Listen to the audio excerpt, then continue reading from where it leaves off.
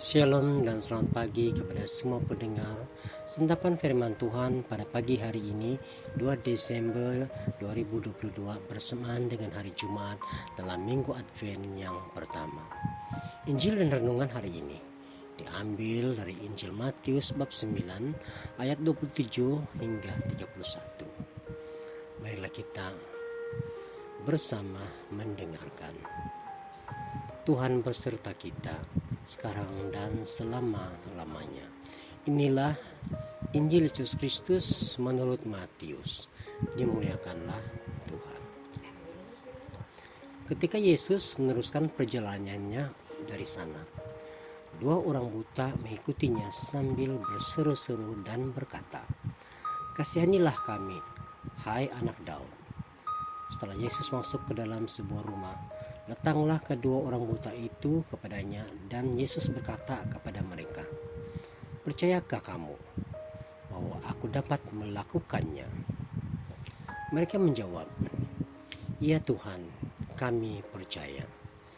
Lalu Yesus menjamah mata mereka sambil berkata, "Jadilah kepadamu menurut imanmu." Maka meleklah mata mereka. Dan Yesus pun dengan tegas berpesan kepada mereka, katanya, jagalah supaya jangan seorang pun mengetahui hal ini. Tetapi mereka keluar dan memasyurkan dia ke seluruh daerah itu. Demikianlah Injil Tuhan. Terpujilah Kristus. Saudara dan saudari yang terkasih dalam Kristus,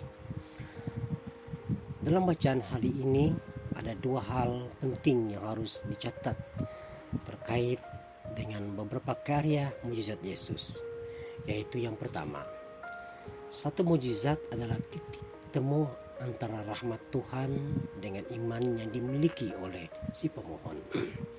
Dan yang kedua, karya mujizat dilakukan bukan untuk mencari populariti, namun untuk menumbuhkan iman para pengikutnya. Saudara dan saudari, ada begitu banyak orang mengeluh doanya tidak terkabul dan bertanya, novena apa yang paling baik atau tempat ziarah mana yang paling keramat.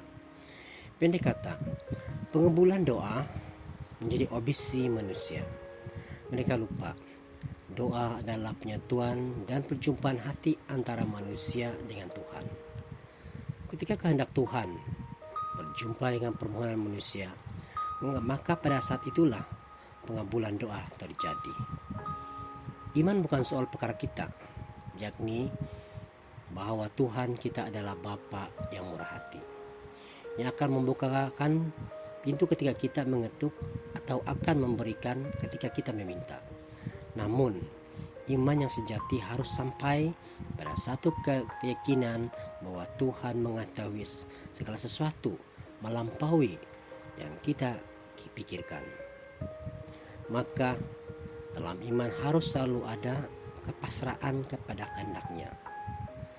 Ya, tentu kita ingat bagaimana sikap batin Yesus ketika berdoa di Taman Getsemani. Yesus berkata, "Tetapi bukan kehendakku yang terjadi, melainkan kehendak-Mu lah yang terjadi." Itulah sikap iman yang paling besar ketika kita berdoa. Mohonlah dengan sepenuh jiwa raga kita dan berpasrahlah kepada kehendak-Nya.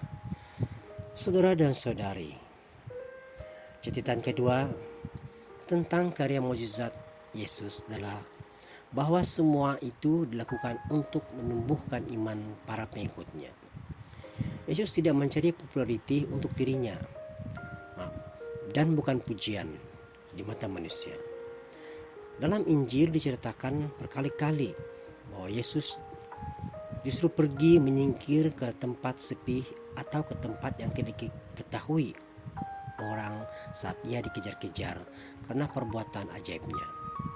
Dan ternyata dalam Injil ini pun tampak bahwa kerap kali banyak orang yang mengejar-ngejar Yesus semata-mata hendak menginginkan keajaiban-keajaiban untuk hidupnya sendiri. Namun, mereka tidak sampai pada sikap mencintai Yesus. Padahal Mencintai Yesus dan mujizat adalah satu package yang tidak dapat dipisahkan. Mari kita berdoa. Ya Tuhan, semoga aku memiliki iman yang cukup besar untuk menyatukan kehendak-Ku dengan kehendak-Mu. Biarlah semakin hari aku semakin mencintai-Mu. Amin. Tuhan memberkati.